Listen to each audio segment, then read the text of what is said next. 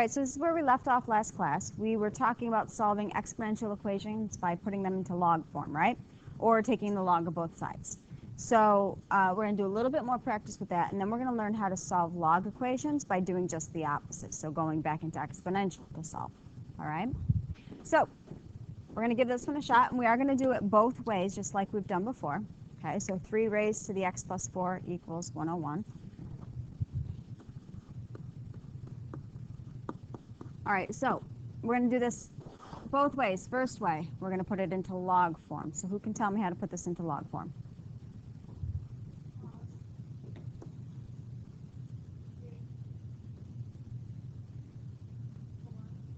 No? Of 101. Yeah. Good. John, this isn't in your calculator. You're going to have to hand write all these notes in your notebook. Okay, now what? Sure, subtract 4. Now, something really important, when you're putting this into your calculator, make sure that that's minus 4 doesn't go into the parentheses with the 101. We're not taking 4 away from 101. We're taking 4 away from log base 3 of 101. Okay, so there's a big difference there. So make sure that you're cautious when you're doing that. So I'm going to add in a calculator page. We've got log base 3 of 101 minus 4. Okay, so do you see how you have to insert it into the calculator? Any issues with that? No? Okay, so we get 0.2009 since we're rounding to the nearest 10,000.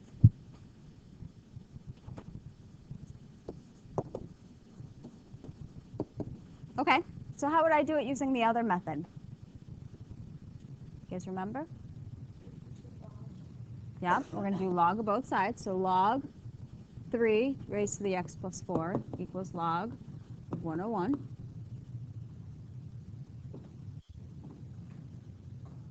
Okay.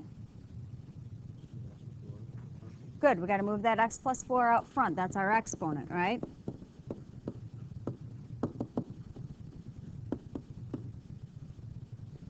Okay.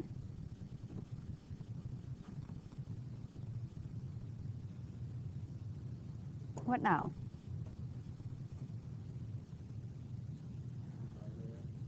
Divide by what? Yeah, we're going to divide by log of 3 to start. Good.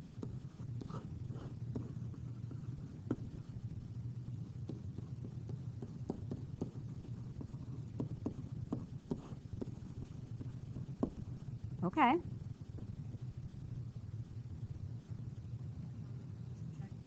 Good.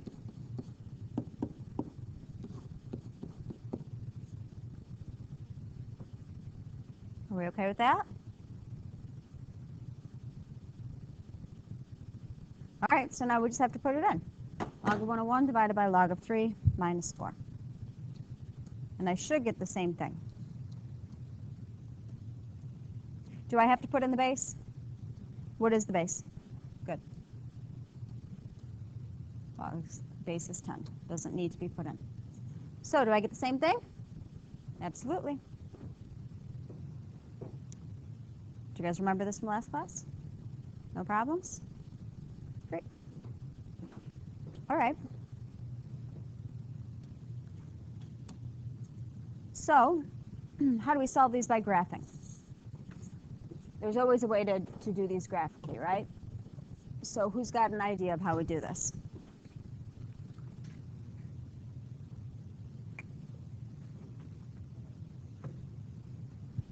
There's 2 ways I can do it. Here's what I have. Do I like it? Not overly. I think the easiest way to do this one would be to take this and make it so that it was set equal to 0. So how would I do that? Yeah, subtract 1,500, right? So now what I have is 6 to the 2x minus 1,500 equals 0. So what I want to know is where the function on the left equals 0, or in other words, crosses the x-axis. Okay? So if I were to graph the left-hand side of the equation and then find the 0, that would give me my solution. The x-coordinate will give me my solution. Okay, so that's exactly what we're going to do.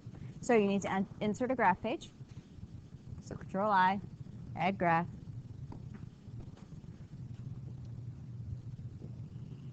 And then we're going to graph 6 raised to the 2x minus 1,500. And I find that doing it this way is easier. The other way we could have done it would be to graph f1 of x as 6 to the 2x, and then f2 of x equals 1,500, and then found the intersection. But the issue with that is this is going to be really, really, really high up, right? Not going to be able to see it right away. With these ones, because it's crossing the x-axis, I'm going to be able to see it as soon as I graph it. All right? Oops. Okay, so here's my graph. So what am I looking for again? The x of what? Where what intersects?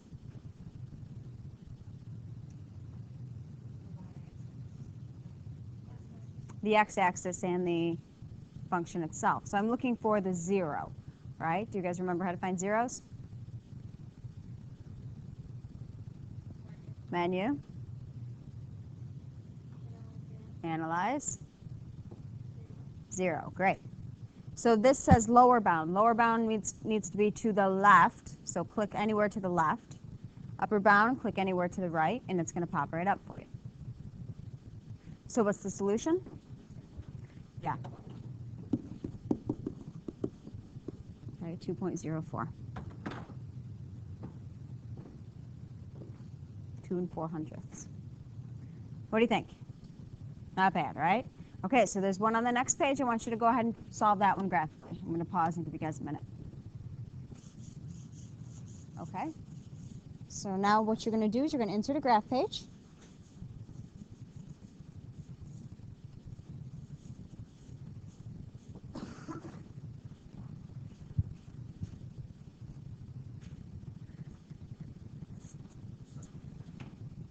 Now be careful. Look at what you're typing.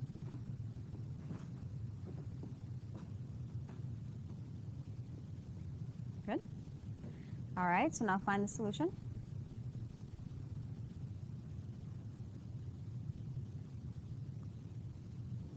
Nope, just tap your finger on the left-hand side of the function and then on the right. Yep, and then on the right-hand side.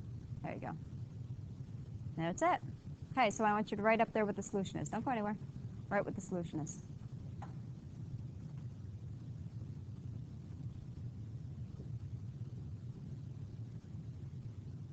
Good. 0.463. How many of you got that right? Any problems? Awesome. Thank you, Joe. Okay. Holy moly.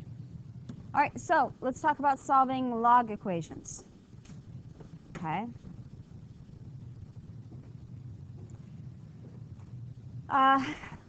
We solved exponential equations using what?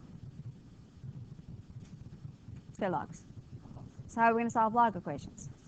Good. So if I look at this exponential function, who can tell me what my base is? Base is 10. Good. Okay. So how would I take this and put it into exponential form?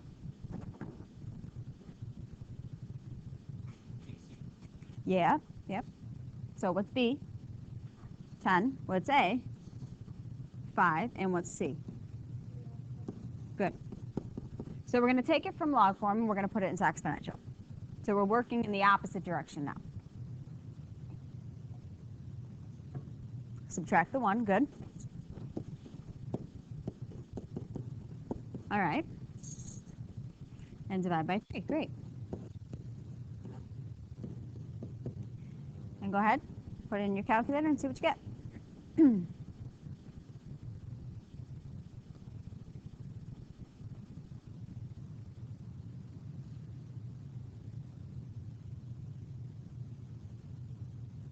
you get 33,333?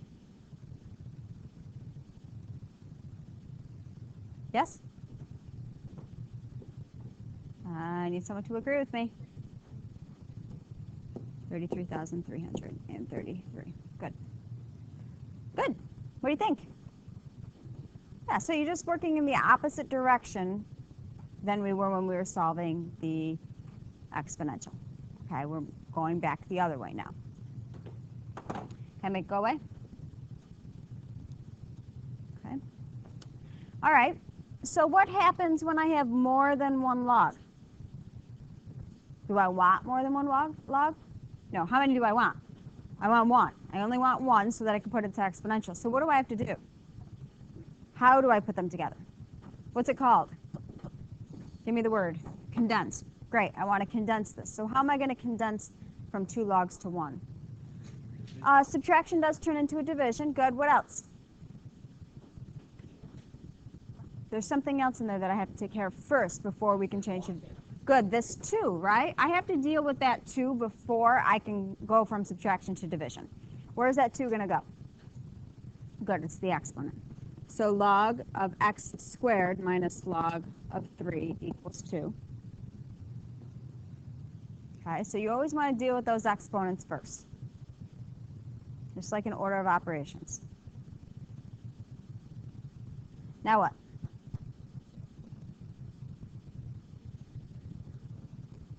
Good.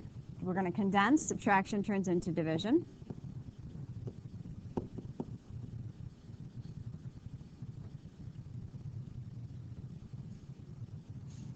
Okay. What's the matter? Oh. Now what? Put it into exponential. Yeah, how do I do that? What's my base? 10 to the what? 10 to the second power equals x squared divided by 3. Yeah. 10 squared. Base is 10 if nothing's written. Okay. It's always equal to the exponent.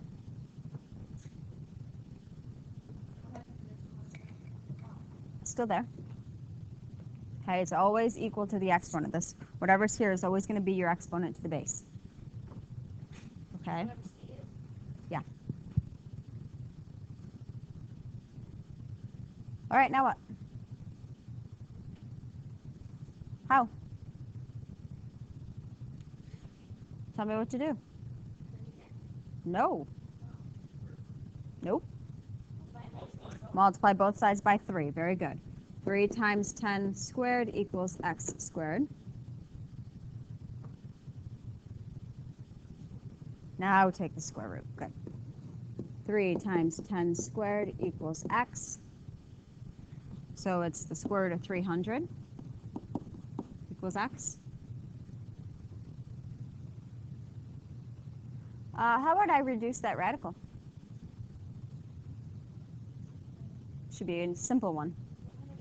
103. Good. 3, 100. Square root of 100. 10 radical 3 equals x. Good.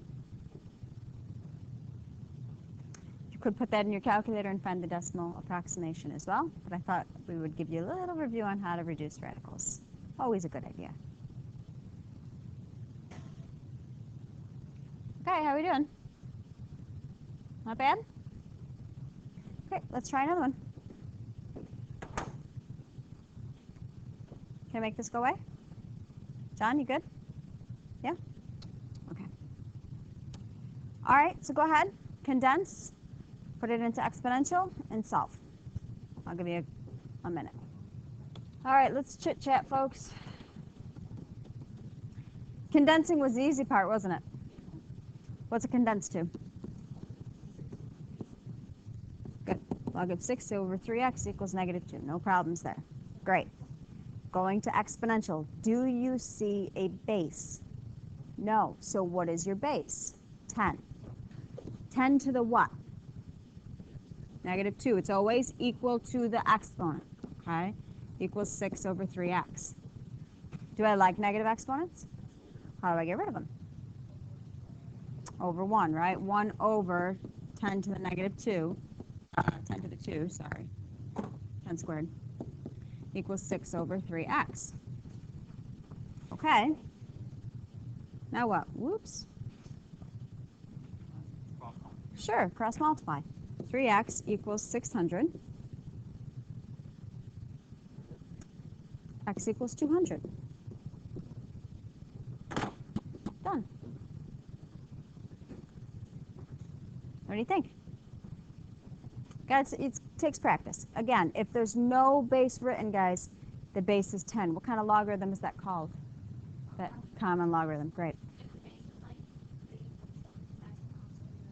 Yeah, it's always equal to the exponent. Yep. Okay.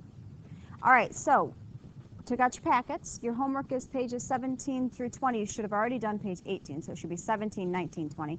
You have good 5, 10, almost 15 minutes to work. So I'm giving you lots of time to get started on this. There's no excuse to not get it done, okay? Tomorrow we're going to practice exponential and log equations, so we'll spend a good 40 minutes doing that tomorrow. And you do have a weekly project this week. It's weekly project 11. It's in quarter 2 folder. Got it? Okie dokie. What, honey?